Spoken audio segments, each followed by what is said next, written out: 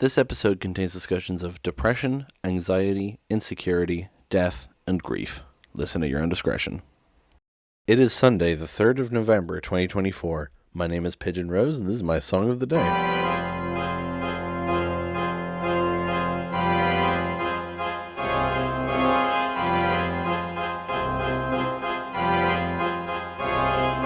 We're finishing up our spooky week with a slightly less spooky song, but it's still on theme, and you'll understand why. Today we're talking about the song I Get Overwhelmed by Dark Rooms. Now, this song is another one like yesterday's The Woods that I discovered through a random recommendation on, I think, my Discover Weekly on Spotify. I found the song really interesting because of how it sounds. I mean, it's just a really interesting sound to it, really ethereal and ghostly, and we'll get there. But I later discovered that the song was created for a movie called A Ghost Story, and I will definitely be talking about that film after we listen to the song. But the point is, I knew the song before the movie rather than the other way around, which I'm sure a lot of people discover the song through the movie. I mean, it's in the trailer, and the main guy from Dark Rooms, Daniel Hart, composed the score for the movie. The song features prominently in it. We'll talk about the context of that afterwards. But I didn't know how to feel about the movie because I'm not that big of a Casey Affleck fan, although I do like Rooney Mara. But I was like watching a bunch of horror movies, and I was like, you know what, I'll finally watch A Ghost Story. It's not a horror movie, but it's about ghosts, and I'm so glad I watched it because it is now one of my favorite movies, and I need to watch it again. But it's so interesting to me. It's exactly the kind of movie I like, and I fully recommend you watch it. Give yourself time to watch it and be in a good headspace when you watch it, because it's not a happy movie, but it's fantastic. I really love it. The context of the song in the movie has also made me like the song more, but we'll get there. Let's go listen to the song first, and then come back in a few minutes and talk about it.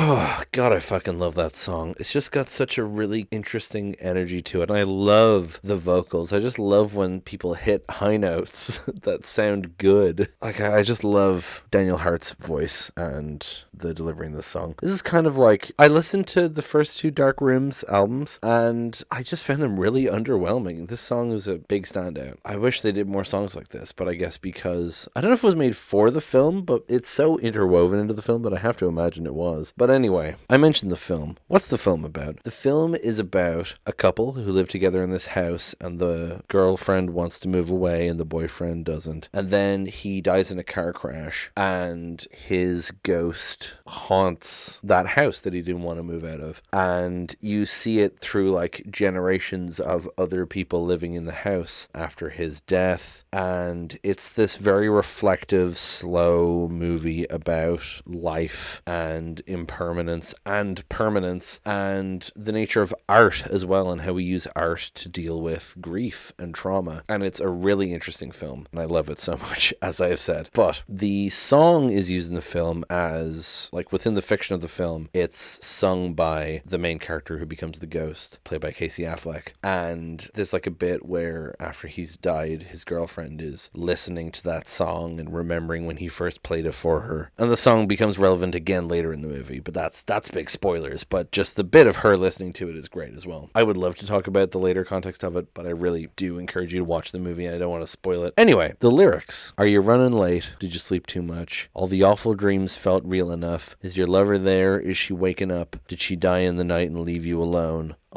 So it's talking to someone else. Are you running late? Did you sleep too much? All the awful dreams felt real enough. Just like checking in on someone, right? But like with very specific phrasing. Is your lover there? Is she waking up? Did she die in the night and leave you alone? Kind of jumping to conclusions or asking very specific questions. Also, a lover dying is relevant to the movie. And I love the way each verse ends with like the repeating last word of the, leave you alone. And the second verse is, mirror, mirror, there's your crooked nose, boring hair, 1,000 wrinkles, no children, just emptiness, no place like home, just a fucking mess.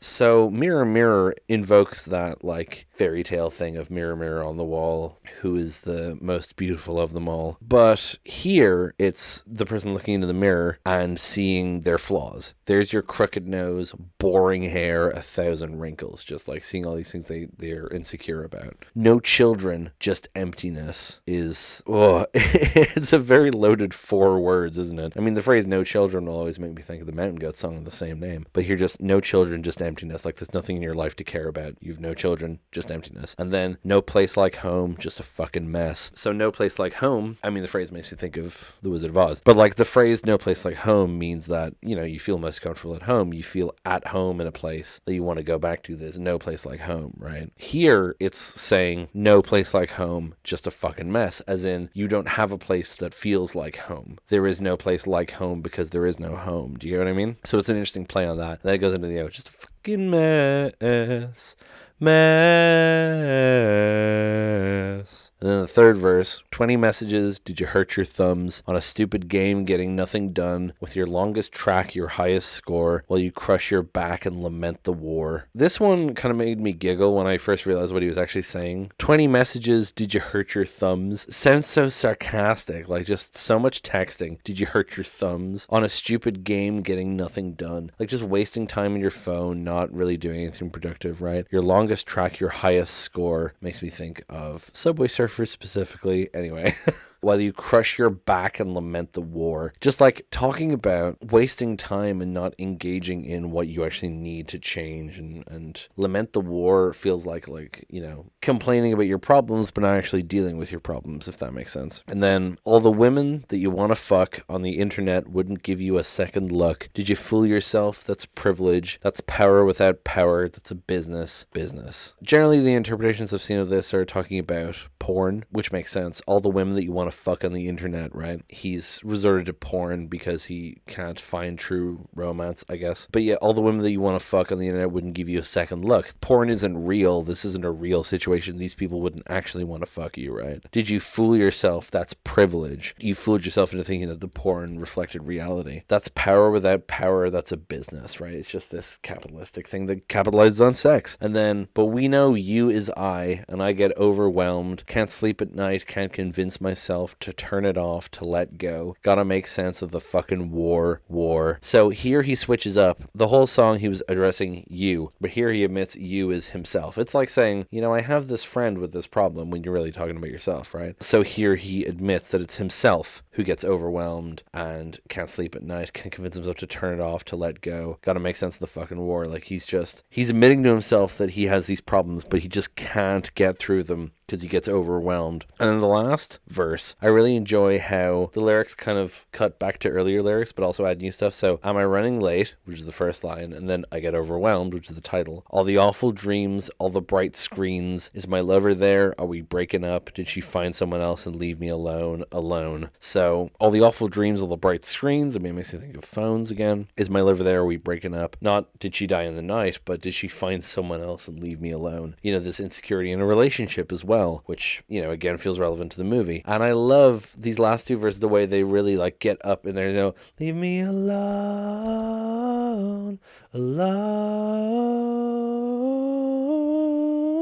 He gets really high up and does all these different wild notes. I love the ending of this song. It kind of crashes down. Oh, I love how the song feels. I love the lyrics. I love the movie it's used in, and I encourage you to watch it. This song is just very, unfortunately, relatable, you know, reading all this. Like, you can feel, if you've ever been depressed or had insomnia or felt insecurity or anxiety or felt overwhelmed, this song will probably speak to you on some level, and it truly does for me, and I love it so much. It's just one of those songs I love to let wash over me. I turned up the volume for listening to it for this episode because it's so good. Yeah, that's gonna be pretty much it for this episode, and indeed this week. Next week is just a normal week of songs, as I like to do, so that's gonna be fun. Just back to basics, normal songs, no Halloween theme or anything, so look forward to that. Until then, thank you so much for listening. Please hit like, hit subscribe, leave a comment down below, tell me what you think, tell other people about this show. Thank you so much for listening, and I will talk to you tomorrow.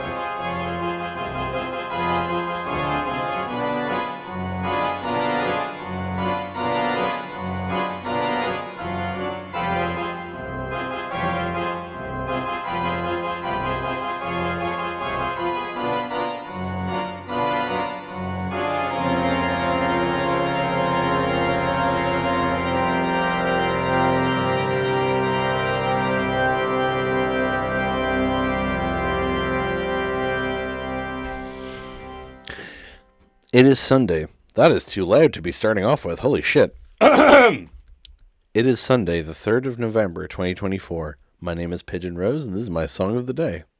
Much better. Jesus. Oh my god. What is happening today? Like, whistle register is fucking impressive. But I love when it's just a good, like,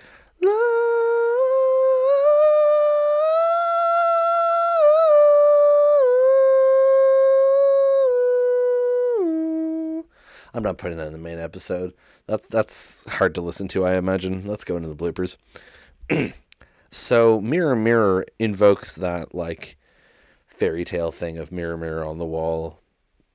Who is the most beautiful of them all? Mirror, mirror on the wall. Who is the top choice of them all? There was a rumble tumble, 5 minutes it lasted, and the mirror said, "You are, you conceited bastard." Anyway. Between you is I, and I got overwhelmed.